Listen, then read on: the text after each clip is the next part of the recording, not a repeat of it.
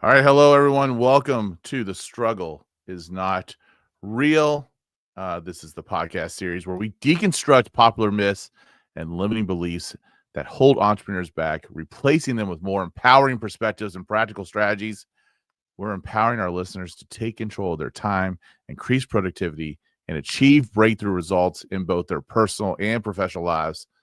I'm your host, Mike Gandolfo, and I am joined by New York Times bestselling author Michael Lennington and the queen of coaching, Kristin Tabbert. How is everything with you guys going in the last week since we've talked?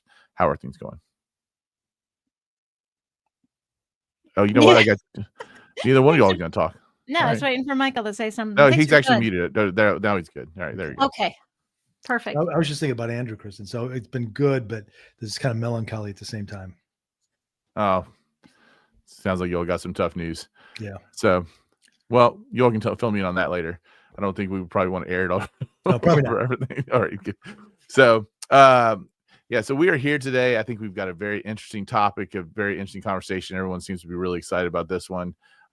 This is the episode today is perfection is not progress. So here's our little historical perspective real quick. You want to know when humanity first started obsessing over perfection? Let me take you to a bronze foundry in 450 BC Greece. Picture this. A sculptor named Phidias chips away at a block of marble, sweat dripping into his eyes. He's not carving a man. He's carving a god.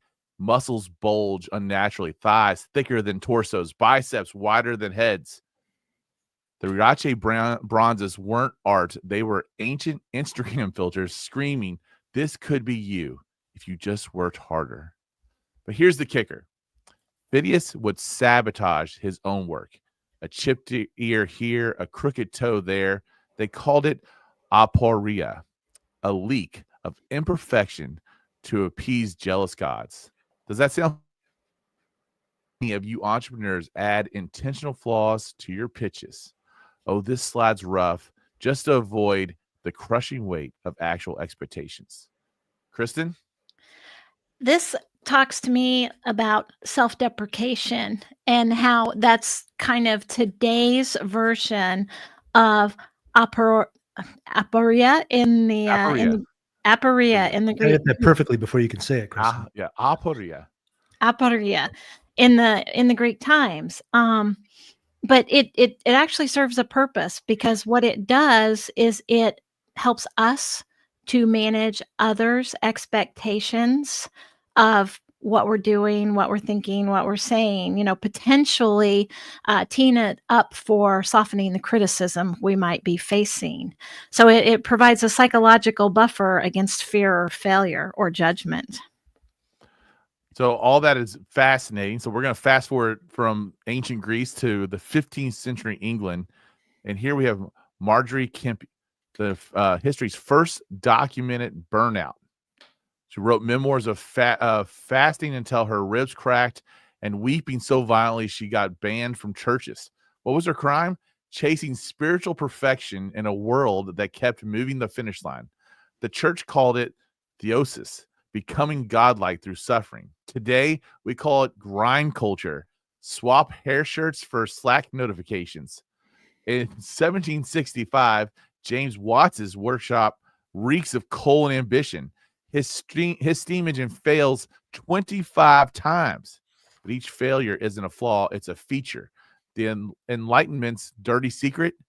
Bacon and Newton rebranded perfection as progress, something you measure in patents, not prayers. Watt didn't build a machine. He coded the MVP mindset. Ship now, fix later isn't a Silicon Valley innovation. It's Industrial Revolution 101, which brings us to 2007. Steve Jobs unveils the iPhone. No copy and paste, no third-party apps, a $600 brick. Critics rage. But here's what they missed. Jobs mastered aporia for the digital age. By leaving gaps, he turned users into co-creators. Every missing feature was a chipped ear on Athena's statue, an invitation to iterate not idolize. He leaned into everything. He leaned into the imperfection, and by doing so, he embraced that minimal viable product. It's good enough for the first release. We don't live in good enough standards. When I coach people all day long, Mike, and it's like, oh, it's not ready yet. It's not ready yet. Little bit of imposter syndrome here on the show today. I'm releasing a book and it's not good enough yet, right? There's the first version that's got to go, and then you improve based upon feedback. So you've got to turn it into a strength, not a tool that keeps you procrastinating, keeps you stuck, right. Being criticized. And we've been gaslit by perfection for a millennia. The Greeks ritualized imperfection to avoid divine wrath. We do it to avoid venture capitalist wrath. But here's the truth. Buried under 2,500 years of marble dust, perfectionism isn't your compass. It's your shackles. Michael, take it away. Well, I think I am a natural at aphoria or aphoria, whatever that is, because I can't pronounce it correctly. So there you go. It comes natural. I don't have to try to sabotage myself. I do a pretty good job just automatically. So, I think the problem with this pursuit of perfection is it's got some real downsides, not just in the speed with which you generate MVPs. I think you're right on, Kristin, about the MVP being a really powerful way to gather feedback. Because if you try to build something perfectly and you're not getting feedback, you're not going to build something perfectly. It's going to be a misfit for the market, and it may do exactly what you intended it to do, but that may not be something the market wants to buy. And there, I think, is really what the MVP process helps you to do. Is it gives you, in fact, the perfection is having imperfection. It's intentionally just trying to get the minimum viable product out there so that you can see, does this thing actually resonate in the way that I think it's going to? And then what's the feedback, and adjust with the feedback. It's such a powerful thing. But I think even in today, though, you'd think that perfectionism was declining, because your examples you were using, Mike, were from the ancient history of mankind. But in reality, I was just reading that people are even more susceptible to this perfectionism ideal now than they used to be. The current generation is experiencing it because there's just so much out there, so much information out there, and there's so much feedback. I mean, there's just all this cloud of social feedback that everybody gets, and being imperfect can be uncomfortable and painful. So people are really striving to look and feel perfect. And that's when you see those perfect Facebook lives unfold before your eyes. If you dig underneath that, you see a lot of imperfection, which is what it is to be human. But it's almost like being human is not being perfect. And so I can't show that. Right. And it's not just in the development of new ideas, it's in who you are as a person. And I think this desire for perfection is very bad for your health. And I mean, we know that perfection is actually the enemy of progress. And this whole idea, this minimal viable product, is really fascinating to me, right? Because you put out something that's going to do exactly what it's supposed to do. It's good, and it does what it can, but it doesn't necessarily reach its potential of what it could be, right? And the analogy of the iPhone is a perfect example. Steve Jobs puts out the iPhone. He wanted to combine the phone with basically an iPod. It was what it was. And he did exactly that. And now, once they got past that minimal viable product, you have a very, very powerful device in your pocket if you're an iPhone user. And I'm guessing Android users do too. But the iPhone is much, much more than what that MVP product was that Steve Jobs put out there. And now, instead of being a $600 brick, calling someone is not even one of the top 5 features of the phone that it's used for, right? So, Kristin, what do you think about all this? I love the fact that, he had a problem to solve, and they didn't try to solve the whole problem for everybody. They released that minimal viable product, and then, as you said, he let the co-creators, not just the co-creators, he let the audience, the end users, come back and say, okay, this is fine, but we need this. So he used the market space to do the heavy lifting, to identify the problem, and all they had to do was solve the problem through technology, but they let the end user tell them what the real problem was. How many times do we say, Mike, the problem's not the problem, it's how you think about the problem? It might even be the title of one of our episodes, like towards the end. So could be. It could be. And I'm sure you see people dealing with perfectionism all the time when you're coaching someone. How does that show up with just the average person, the average entrepreneur who's trying to go from point A to point B? It shows up for lack of results. They get stuck. We call it procrastination. We call it, you can call it whatever you want, but what it is you're stuck. You're not moving forward. You're doing some stuff, busy stuff, I would argue, based on assumptions of what you believe on your own thinking biases is what you need to be doing, instead of releasing that MVP and moving on and getting things done. And I would argue too, I'm gonna throw something out here, and I think it's gonna be controversial. I think a real path to success, to avoid falling into the trap of perfectionism, is submission. Expand on that. What do you mean by that? What I mean by that is we look at submission, how it's used. I have to submit to something, meaning maybe I have to give up power. But submission in its most empowering form isn't about weakness or defeat. Rather, it's a choice to release our grip on what we believe to be control, things that we think we control, or that perfectionism. A positive act of submission is surrendering to your reality and accepting the limitations and embracing the present moment so you can begin to move forward in that positive life. It allows us to have that personal growth. It lets us let go of unrealistic expectations. It allows us to open up our mind and our actions to new possibilities. We see that, I think, in sports so much. And, Michael, I know you talk about competitive greatness a lot with in the 12-week year. And when you think about it in sports, like I know, like I've seen kids who like don't want to go out for the team because they don't feel like they're good enough, or they don't want to put themselves in a situation. They enjoy a sport and they don't. And I'm talking mainly about youth sports. Like the Instagram says that, oh, all these kids are so great at this sport that I really shouldn't even try, even though I really enjoy it. And they don't ever really kind of ever show like when someone first started out and the struggles that they might have. And then really how you embrace those struggles and turn them into growth opportunities. And then you get to a point when you say, you know what, I want to commit to this and I want to be great at it. And when that greatness actually occurs. So Michael, talk about that a little bit. Well, yeah. And I think it's also, what's your win? What is it that you want? So if I want to play sports, I was on ski team. And I was on ski team, not because I was a great skier, but because ski team got the spectator bus, we took it off, we could take off a day of school and go skiing. So I had different goals, which is just, I didn't want to go to school. So I got to go skiing instead. But wow, that's a win. And, and I was in the races, but I never won one.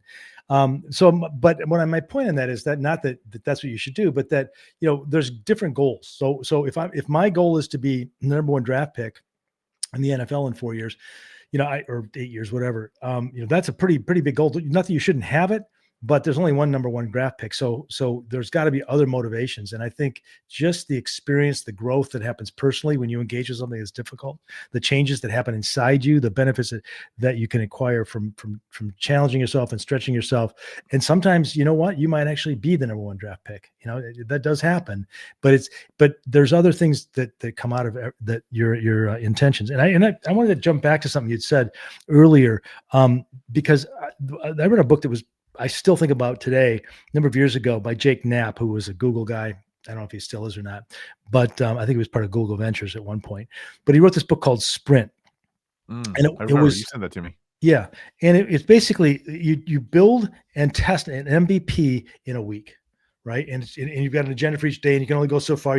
Imperfection is baked in, because you got to get to MVP status, not perfection.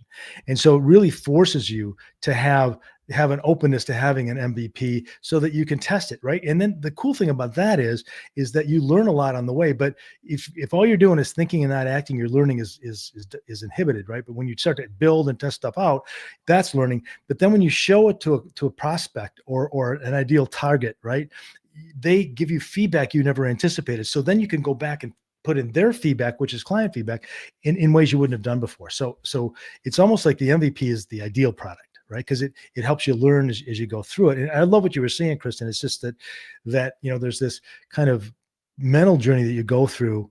And that as you look at trying to be perfect, you can't get there. You can't get on any of those benefits. Trying to be perfect has about a 0 NVP or net value, net present NPV. There you go. No, you're right. And I think, when you talk about greatness in the moment, and if you throw in that little word of submission, it underscores the fact that if you're submitting your work in the moment, knowing it's the best representation of where you are today, it's that sprint concept. It's the best that you can do. So in a sense, you are almost at, like you said, Michael, you're almost at perfection. You get that feedback, then you do the next iteration. It's just doing your best in the moment.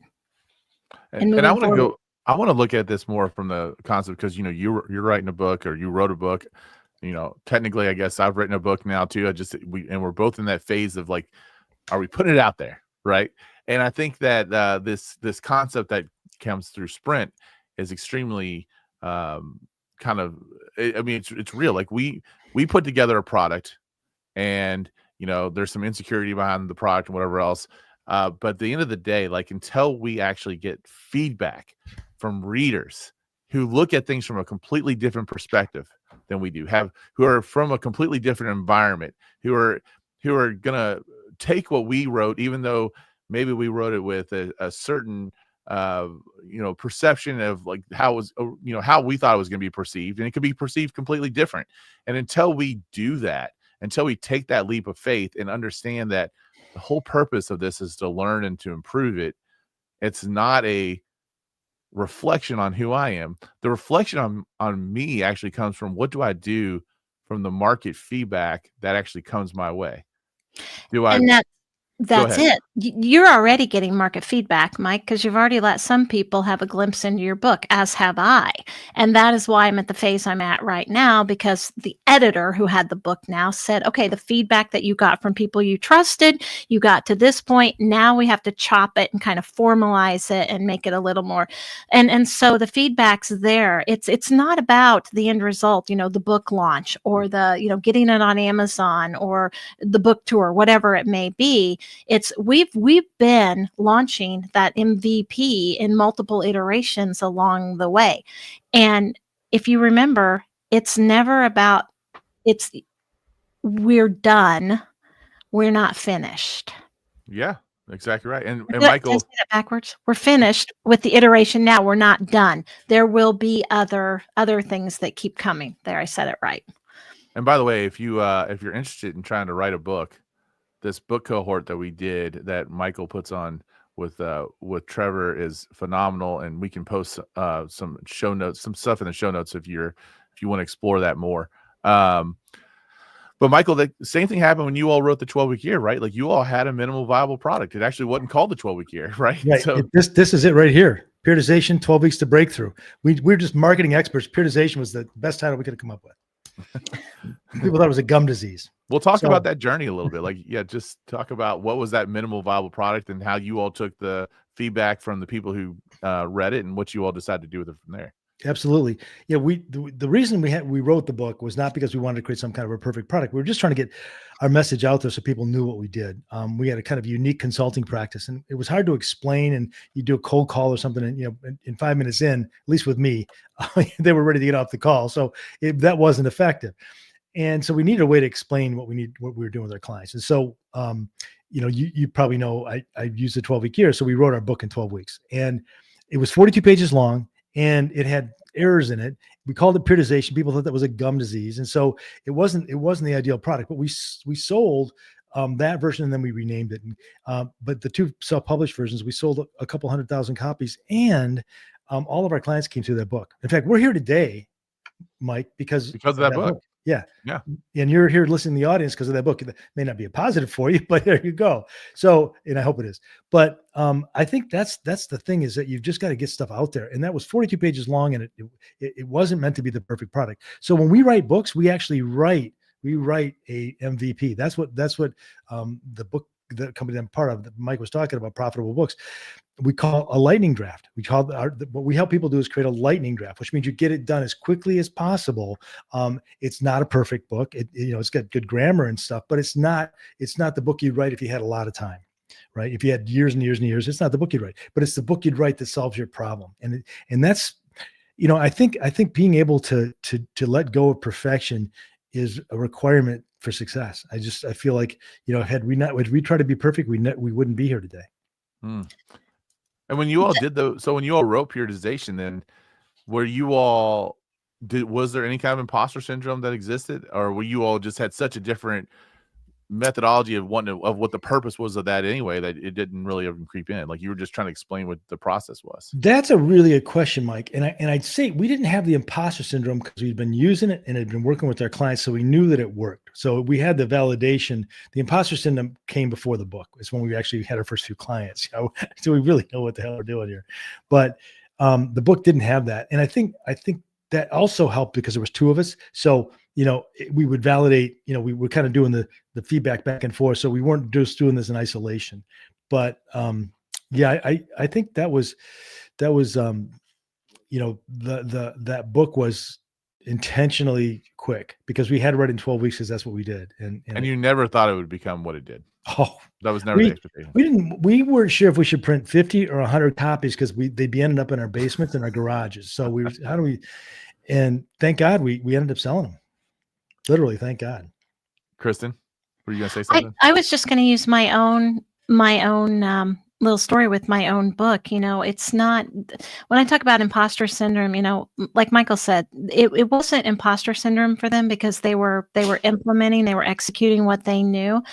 My book is about what I do every day with clients all day long. It's about helping them to reframe their thinking, change your thinking, change your actions, change your thinking, right?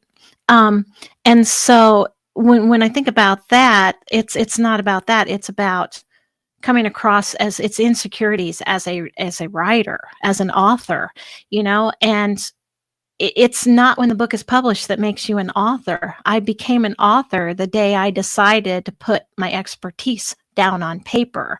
And now I just need to share it. My confidence is there with my clients all day long. The book is not going to make me any more confident, but what it's going to do is give me a tool and a resource to go back to people with and say, these are examples of what can be done when you put your mind to it. Yeah, and plus you had the advantage of living with me, and you realized really early on in our relationship that I was nowhere near anything called perfect. So if I could write a book, pretty much anybody could. No, it's actually the flip side of that. I'm going up against somebody who has New York Times bestseller across their book jacket. How do you compete with that, right? We can't compete with Michael. We just know it. No, there is no competition. We actually got a question here from the audience from our friends up in Massachusetts. It says I agree with the doing and taking action, but isn't there some conversely negative aspect to rushing through something with low detail to check it off the list? Apple didn't put out a buggy device, right? So like this idea of sprint doesn't necessarily mean it's low detail, does it, Michael? Like, explain the difference there. For me, it's a process of getting feedback really early and getting the imperfections out there, because you're going to learn faster if you include other people in that process. If you're waiting to be perfect, you're going to wait so long to get something out there. You're going to make a lot of mistakes, and it's kind of weird. It's like the opposite of what you think you're doing. When you're trying to be perfect, especially in writing a book, you're going to end up with a very imperfect book. And that group in particular, like, they just released a special client appreciation program where they kind of rebrand it and redeveloped their whole client appreciation program. And I know that there was a lot of time and effort that went into there to basically put it to market, and you don't really know what you got until you put it out there and you get the feedback from your clients. Do they show up for the events? Are they receptive to the events? Are you getting referrals from the events? And then you make the adjustments off of that to see how you can make it better. How can you make it more effective? There's obviously, when you do client events, or especially when you're appreciating your very best clients, there's a cost to that. And that's an investment. So, like, how do you make sure that you're measuring what that investment is? Yeah, absolutely. And focus on value creation, not flawless execution. Right. Yeah, like it. Because I think the value of feedback is really helpful in getting to the right product faster. Mm-hmm. And I think that's where, it's not that you want to make mistakes with clients, but you'll gather feedback from prospects and people that are already in your sphere about what you're building, and you'll get that feedback early on in the developmental process. So, when you launch it to people, we did our best. I mean, it wasn't like we just threw something out there. We had a couple of monkeys at typewriters. We might say how we write, but we did our best, got it out there, and but we were already getting feedback from clients on what we were doing because we were doing the training. So we did our best, but we had client feedback. If we had not had client feedback, if we'd written that book when we first started together, it wouldn't have been the same book. So what we're not saying is that you don't want to have a good, viable product to sell. We're saying is that involve people with feedback earlier on in the process. Don't try to make it perfect on your own, because imperfection lets people make comments and makes it better. A lot of times, if you've got so much time and money invested and effort invested in something and you launch it and people don't like it, you kind of look at, there's something wrong with them. Right. But no, it's the product doesn't match what they needed. It might be a perfect product for one person somewhere, that doesn't even know, they're not aware of it. But to make it a broadly valuable product, I think you got to get that early on feedback and be willing to be, not perfect in your quests. And I think there's going back to Kristin's concept of of surrendering, basically, of knowing that the truly successful people that I know, at least, never feel successful. Like, you look at them and you're thinking they're successful. But when I think of perfectionism, I think of like, oh, I've created this perfect thing, this perfect product, this perfect service, and I've arrived, and we were able to get it out and got everything. But the people that I know that I would look at as successful, they're always looking for how to improve. It's almost like they actually feel, because they know that there's a next level, there's somewhere else they can grow. They always feel maybe even like they're slowly failing more than they're being successful. Is there any truth to that, Kristin, you think? Yeah, I think it relates to tying that back to our self-worth. We start to identify who we are and how we look at our self-worth wrapped up in that. I'm not sure if I'm explaining this well enough. You're right. I mean, I think we know that we're capable of more. At the same time, if Michael sometimes Michael's a New York Times bestselling author. He's got that title. There's nothing you do to take away from it. If you asked him to write another book right now, it wouldn't be like he would guarantee it'd be a New York Times bestselling book, right? There, and you probably still go back and look at the 12-week year and be like, there's things that we could have done better. There's ways we could have improved it. There's, things that we could have explained better. There's ways that we can tweak the system. We're always talking about how can we take the short cycle execution system and tweak it and make it more effective and more relatable, right? Yeah. So I just feel like it could have been like, I wrote the book, there it is, I'm it's done, I've arrived, but it's never that way. That's it. We start to hinge everything on the achievement, not the journey along the way. And if you're hung up on being perfect for that achievement, the achievement's never going to happen because you never launch, and then it begins to erode our self-view and how so it has the opposite effect, So I think perfectionism is incredibly dangerous. And we're not saying don't try to fulfill expectations of your clients. That's not what we're saying. All of us have clients that are very satisfied with what we do, but I wouldn't think that any of us would consider ourselves to be perfect at what we do. So we're not saying we don't have high standards. We do have high standards, and we meet them, and we make every effort to meet those high standards. But those standards are not perfection. They're a level of performance that we know adds value for what we're getting paid or the time and effort that people are giving back to us. And so I think that willingness to not just keep evolving and tweaking, in a way, doing that is a defense against the action, because there's always one more thing. I've got to fix this, got to tweak that, and you're kind of protecting yourself from the potential risk of people not liking what you did, right? Because the more you feel like you've got to tweak and adjust, the less you get exposed to real feedback in the real world. But the problem is that you don't make any money on that either.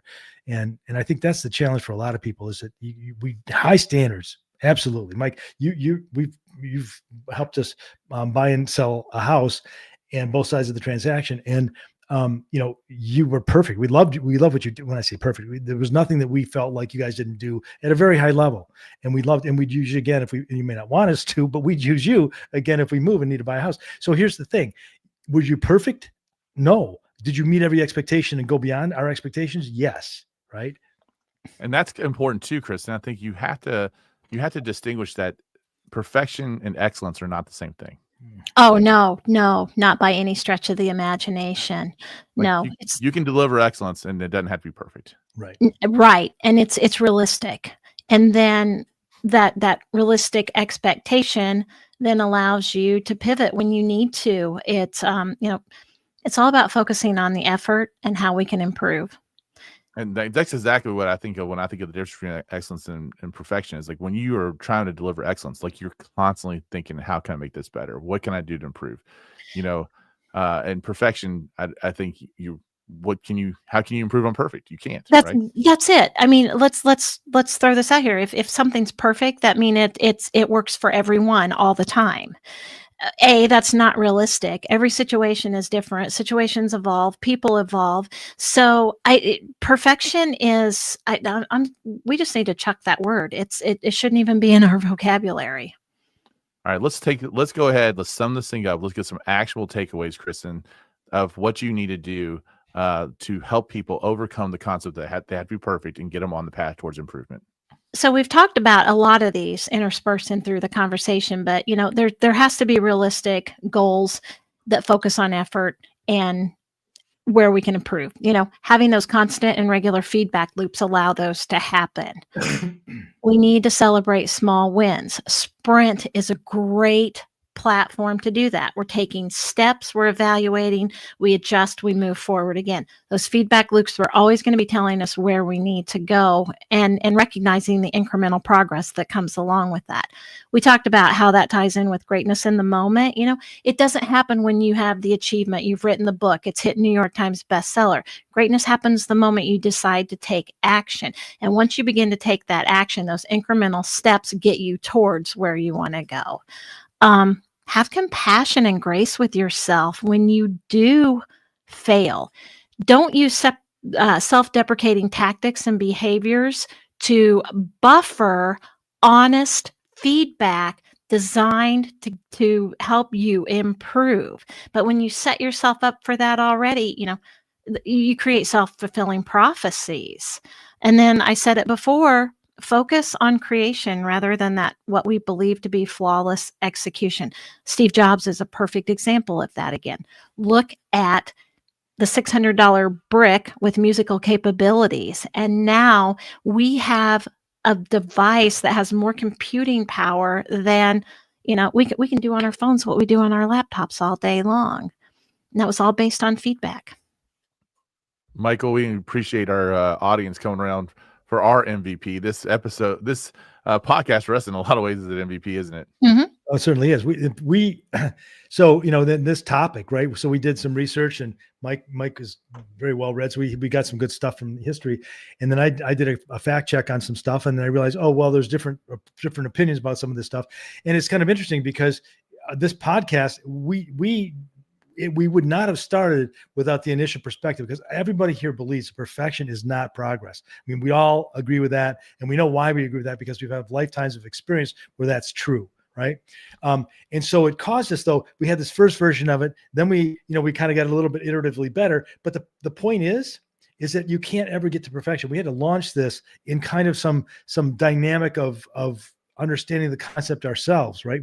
We're here and we're learning right along with you these concepts that we talk about, and I think it's kind of interesting. It's kind of like an inception level detail of how this whole process unfolded this time. And I love in the moment. I love this conversation. Because again, not only do I feel that perfection is not progress, I actually think perfection is the enemy of progress in a lot of ways. And so these shows to me are fascinating because of how the topics are building on each other. So next week, we're going to build on this very topic, because you'll see that lots of times when you are scoring perfect on your execution score in the 12-week year, you're probably not getting the progress that you want because you're playing it safe. You're staying in the comfort zone. And we're going to talk next week how comfort is not success. So it's going to be another great show. We're going to be live again. If you want to join us on the YouTube channel on Friday at 1:00 Eastern, it will be episode 4. Comfort is not success. And of course, we will always release these as a podcast. So thank you guys very much, and we'll see you next week.